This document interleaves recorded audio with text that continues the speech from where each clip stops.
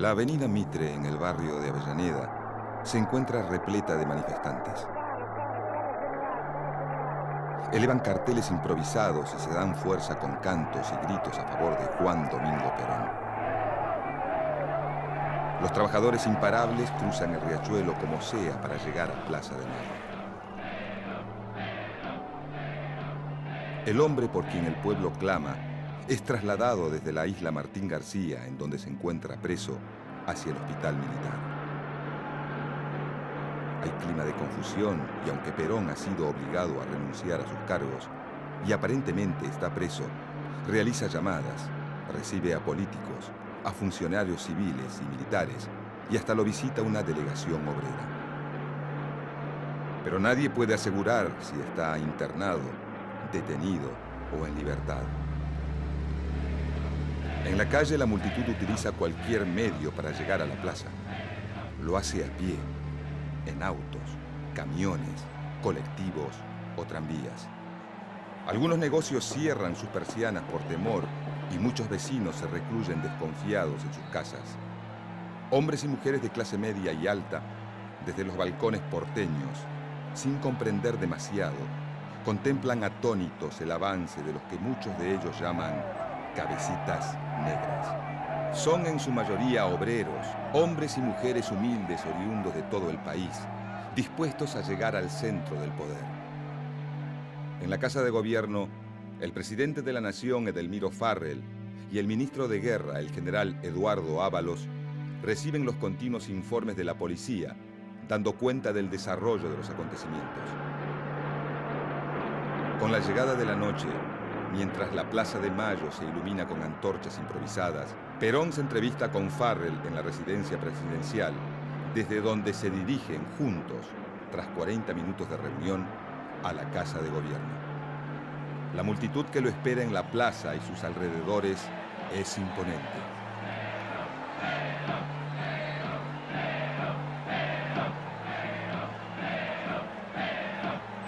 En aquella noche del 17 de octubre de 1945, varios cientos de miles de personas están dispuestas a quedarse en la plaza hasta que su nuevo líder salga al balcón. Es el comienzo de una nueva era en la historia argentina.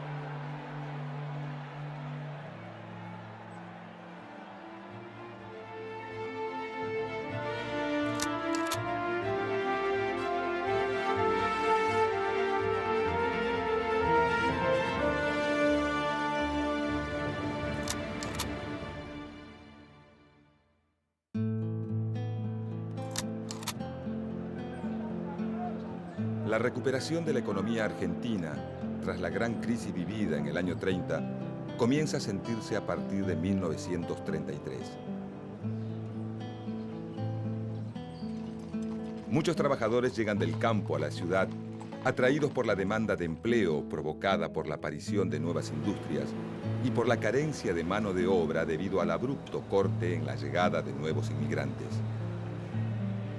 Los sindicatos más poderosos siguen siendo el de transporte y el de servicios públicos. Los obreros industriales generan nuevos espacios sindicales. Aunque el sindicato de la construcción, actividad en pleno auge, es uno de los que más trabajadores congrega.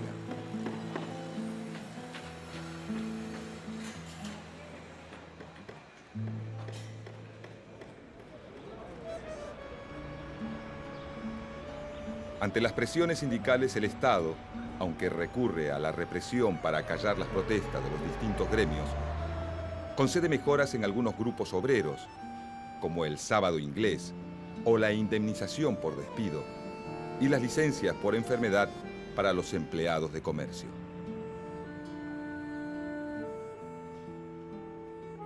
Durante la presidencia de Agustín P. Justo, muchos de los nuevos dirigentes sindicales creen que el Estado es un interlocutor válido para acceder a mejores salarios y condiciones de trabajo, pero intentan mantener una posición apartidaria, postura dominante en buena parte del movimiento obrero. Esta tendencia, denominada sindicalista, es criticada por socialistas y comunistas, que reclaman mayor participación dentro de la esfera política y proponen formar un frente popular contra el régimen de Justo.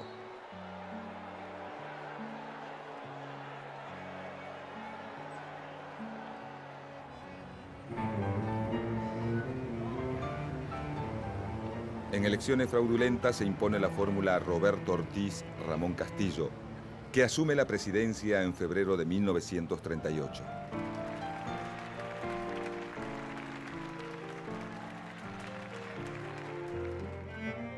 El nuevo presidente es un radical antipersonalista, pero su vice pertenece al grupo conservador más tradicional, el de los seguidores de Agustín P. Justo.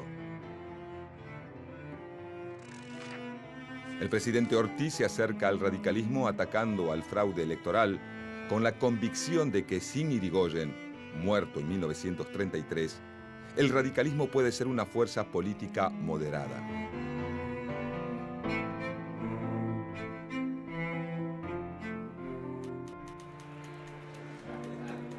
Como muestra de su deseo de respetar la voluntad popular, hace intervenir las provincias de Catamarca y Buenos Aires, donde los conservadores se habían impuesto en las elecciones, una vez más mediante el fraude. Los radicales victoriosos en varias provincias, en las elecciones legislativas de 1939, pasan a controlar la Cámara de Diputados. Luego de 2 años de licencia por enfermedad, en 1942, el presidente Ortiz renuncia a su cargo. Castillo, su vicepresidente, que hasta entonces estaba a cargo del poder, asume como presidente el 27 de junio de ese año. Castillo es un abogado catamarqueño, interventor de la provincia de Tucumán durante la presidencia de José Félix Uriburu y ministro de Interior de su antecesor Agustín P. Justo.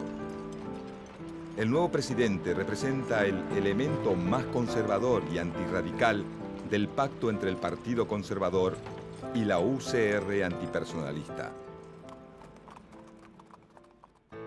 Al asumir el cargo no duda en reinstalar el viejo sistema de elecciones fraudulentas. Por entonces, mientras crece el descrédito de los partidos y del sistema político, el Estado se va tornando cada vez más poderoso. El gobierno negocia con sindicatos, empresarios, fuerzas armadas, iglesia y asociaciones civiles. Mientras tanto, la Segunda Guerra Mundial, que se ha iniciado en 1939, llega a su punto cúlmine.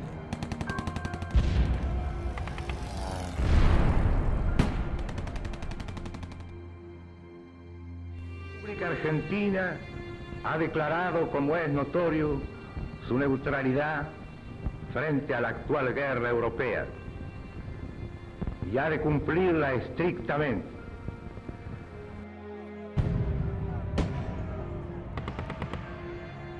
La Argentina mantiene su neutralidad, pero el avance de los alemanes sobre Europa significa para el país la pérdida progresiva de mercados.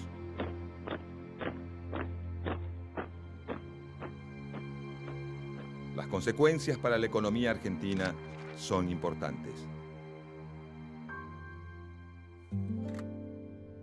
Solo Gran Bretaña se sostiene como un mercado significativo, pero por un acuerdo firmado con los británicos bajo la presidencia de Ortiz Castillo, las libras obtenidas por la venta de carne argentina deberán quedar en Londres hasta el final de la guerra. En esos años de conflagración mundial, la Argentina comienza a reemplazar las importaciones provenientes del viejo continente, llegando incluso a exportar productos manufacturados hacia otros países latinoamericanos. El progreso de la industria nacional es evidente. Pero todos se preguntan qué ocurrirá cuando la guerra llegue a su fin. Los industriales saben que su situación excepcional se debe al conflicto mundial y que cuando termine la guerra necesitarán de la protección estatal. La solución que se postula desde el Estado es el Plan Pinedo, cuyo nombre oficial es Plan de Reactivación Económica Nacional. El Plan Pinedo propone sostener solo a industrias viables, aquellas que no necesitan de materias primas importadas para funcionar y que no requieren la aplicación de medidas arancelarias para poder competir con los productos manufacturados. Para las demás industrias, que son la mayoría, no se prevé ningún tipo de protección. El plan es aprobado en el Senado, pero no llega a ser tratado en la Cámara de Diputados por el conflicto entre radicales y oficialistas. El posible cierre de fábricas y el consecuente desempleo preocupa a la Iglesia, la cual teme que el descontento social convierta a la Argentina en terreno fértil para un declarado enemigo de la religión, el comunismo.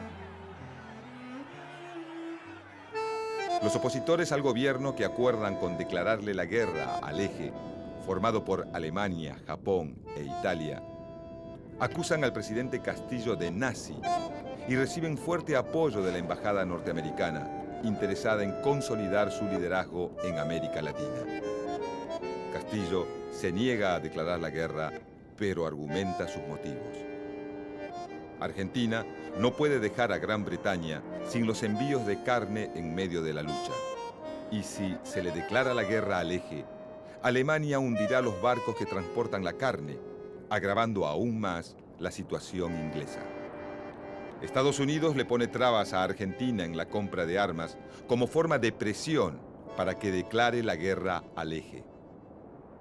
Acorralado por la oposición, encabezada por la UCR, el Partido Socialista y el Partido Demócrata Progresista, Castillo se apoya en el ejército, colocándolo como un actor político fundamental en el juego del poder. Castillo crea el Instituto Geográfico Militar y fabricaciones militares, conformando así a algunos nacionalistas del ejército que creen en el desarrollo industrial del país como posibilidad para autoabastecerse de armamentos. Esos nacionalistas son partidarios de una fuerte intervención estatal, capaz de representar una voluntad nacional y de imponer orden ante los cada vez más fuertes frentes populares y sindicatos combativos. Para 1943, el oficialismo y la oposición se disputan el apoyo del ejército como forma de asegurar la continuidad del régimen o de terminar con él.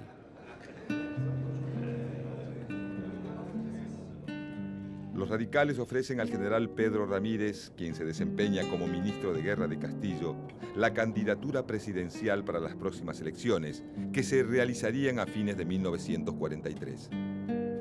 El presidente, en represalia, exige la renuncia del ministro Ramírez, pero Castillo ya ha perdido el poder real. Son ahora las Fuerzas Armadas las que manejan los verdaderos hilos del poder y reaccionan derrocándolo con un golpe de Estado el 4 de junio de 1943.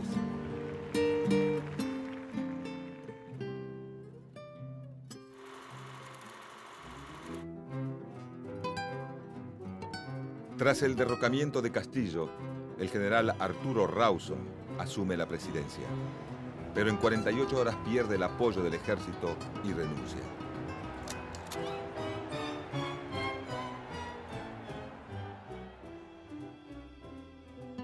Entonces es Pedro Ramírez quien lo sucede y el Ministerio de Guerra pasa a ser controlado por un grupo de oficiales que conforman la logia GO.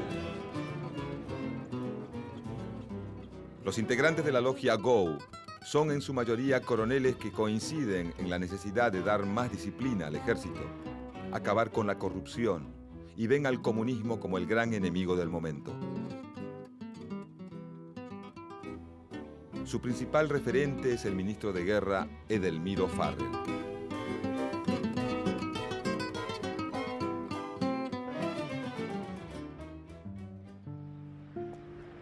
Para evitar posibles protestas sociales contra el nuevo gobierno de facto, los militares toman medidas. Intervienen la CGT, disuelven el grupo político Acción Argentina, que denuncia la acción de los nazis en el país. Proscriben el comunismo. Persiguen la acción sindical y de los partidos políticos. intervienen las universidades, cesantean a los docentes opositores y establecen la educación religiosa en las escuelas.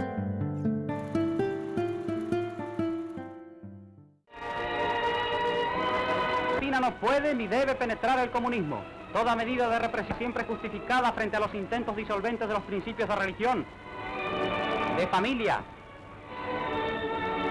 y de patria en la fraternal y progresista sociedad argentina. El argumento principal de las Fuerzas Armadas es el de evitar la instalación de un régimen comunista en la Argentina. Y para ello, cuentan con la colaboración de los viejos nacionalistas del expresidente Uriburu. La oposición que antes acusaba a Castillo de nazi, ahora compara al gobierno militar con el régimen nacional socialista. En realidad, en el gobierno existen varias tendencias y líneas internas que se dividen entre militares afines al nazismo, algunos cercanos a los aliados y otros neutrales.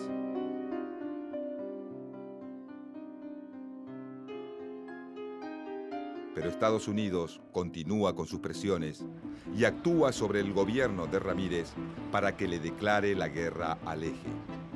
En 1944, Argentina, aunque no declara la guerra, sabiendo que el fin del conflicto está próximo, cede y rompe relaciones con los países que conforman este grupo. Ante esta situación, el GO impulsa el reemplazo de Ramírez, que al haber cedido a las presiones de Estados Unidos, ya no es considerado confiable, y logra que se nombre a Farrell presidente. El coronel Juan Domingo Perón es nombrado ministro de Guerra, vicepresidente y además accederá a un cargo que le resultará estratégico. Será secretario de Trabajo.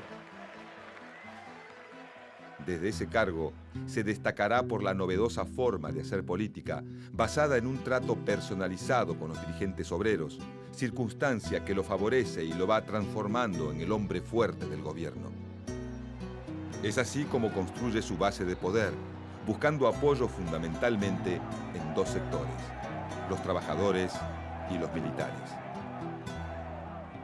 Establece el control del ejército durante su paso por el Ministerio de Guerra, afianza su poder desde la vicepresidencia y tiende los lazos con los trabajadores y sus representantes desde la Secretaría de Trabajo. Perón convoca a todas las fuerzas sindicales, con excepción de las comunistas, y las impulsa a organizarse y a presentar sus demandas. Supervisa personalmente contratos colectivos de trabajo y establece las vacaciones pagas, el régimen de jubilaciones, de accidente de trabajo y el estatuto del peón. El accionar de Perón provoca un gran crecimiento de su popularidad entre los trabajadores. Perón asegura que este acercamiento evitará la penetración del comunismo dentro de la clase obrera. Y empieza a aparecer en sus discursos una idea que luego será uno de los pilares de su doctrina política: la justicia social. Pero las medidas y leyes que Perón va obteniendo a favor de la clase trabajadora distancian al gobierno de Farrell de importantes sectores del empresariado nacional.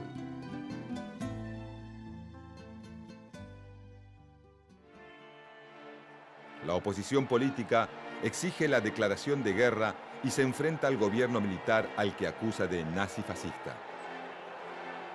Finalmente, cuando el conflicto bélico está prácticamente definido y para tranquilizar a la oposición, Farrell cede y le declara la guerra al eje. Ganando espacio en el mapa político, los partidos opositores al gobierno se alían en la Unión Democrática, donde convergen radicales, demoprogresistas, socialistas, comunistas y conservadores. Exigen la entrega del poder a la Corte Suprema y el inmediato llamado a elecciones. En junio de 1945, la situación política del gobierno militar se empieza a complicar.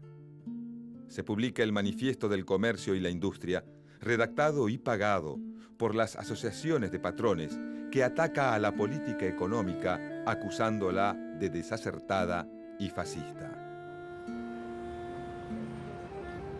En septiembre, se realiza una multitudinaria marcha llamada de la Constitución y la Libertad, convocada por la Unión Democrática, que agudiza la crisis política del gobierno. El principal opositor a la figura de Perón dentro del ejército es el general Eduardo Ábalos, jefe de la guarnición de Campo de Mayo. El inicio del conflicto se produce con la designación del jefe de Correos y Telecomunicaciones, lugar clave cuando se realizan elecciones, ya que desde allí se coordina la parte operativa de los comicios de todo el país. El teniente coronel Francisco Rocco es el número puesto para este cargo, aunque Perón lo sorprende nombrando a Oscar Nicolini, un amigo de su pareja, la actriz Eva Duarte. Algunos militares buscan desplazar a Perón para descomprimir la presión política y tomar el control del gobierno militar, aunque Farrell quede como presidente. Perón es el hombre que concentra la mayor parte de las críticas de la oposición. Un sector de los militares lo condena por fascista. Otros creen que se equivoca al acercarse a los trabajadores, y también hay quienes creen que la relación que Perón tiene con Evita contradice el Código de Honor Militar. Los oficiales de Campo de Mayo piden a voces la renuncia de Perón y amenazan con avanzar con sus fuerzas militares sobre la capital federal. El general Ábalos los convence de esperar los resultados de la reunión que se mantendría en Campo de Mayo con Farrell. El 9 de octubre, Ábalos y Farrell se reúnen y deciden pedirle a Perón la renuncia a todos sus cargos. Una comisión notifica a Perón de esta decisión y al poco tiempo regresa a Campo de Mayo con su renuncia. El 10 de octubre, desde la Secretaría de Trabajo, Perón ofrece un discurso a un grupo de obreros y dirigentes sindicales y utiliza la cadena nacional para dar un mensaje donde advierta a los trabajadores de la necesidad de defender las conquistas logradas. Estos discursos llevaron a Ábalos, flamante ministro de Guerra, a ordenar el arresto de Perón. El 13 de octubre, Perón es detenido y trasladado a la isla Martín García.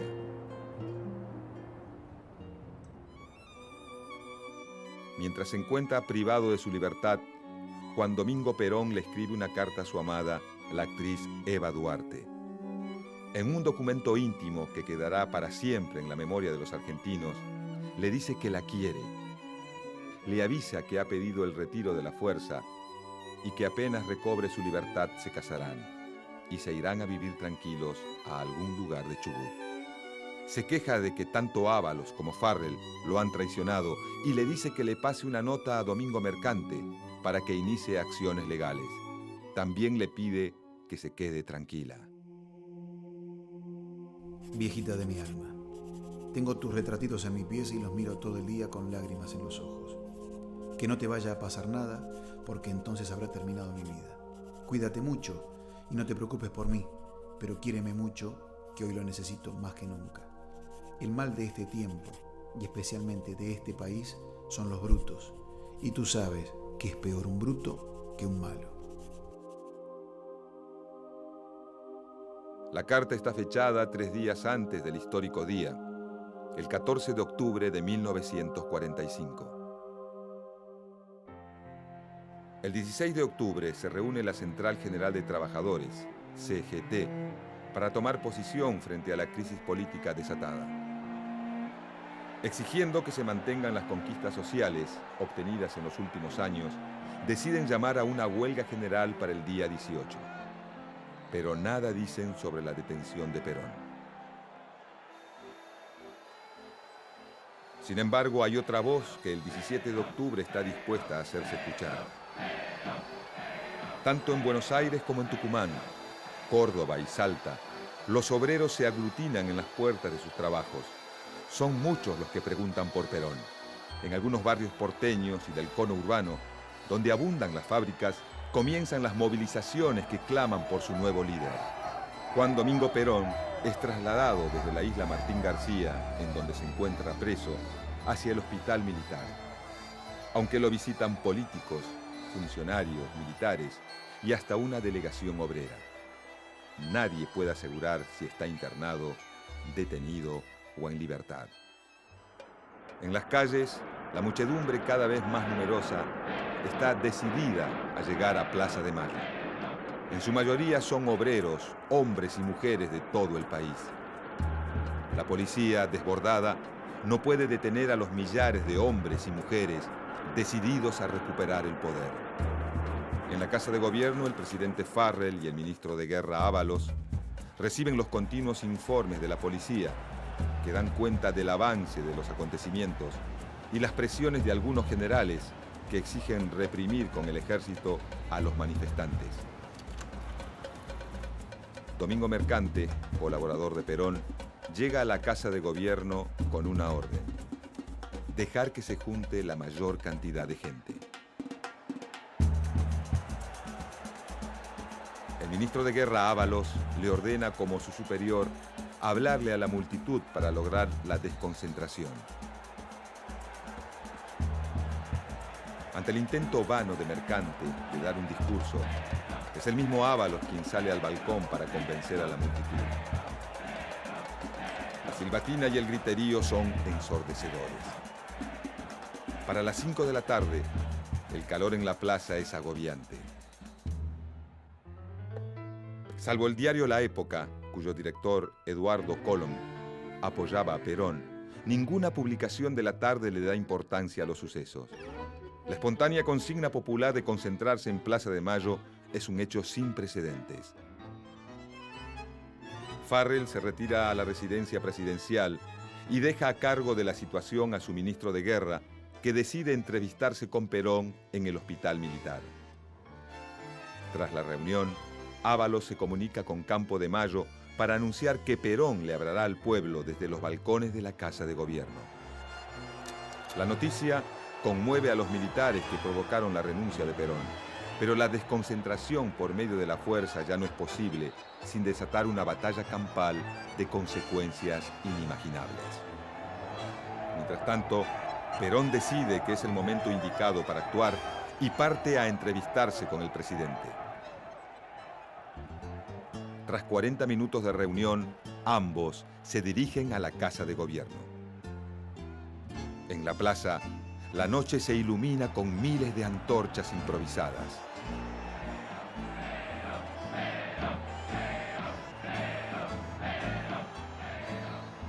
A las 23:10, Perón sale al balcón. La multitud lo proclama como su nuevo líder.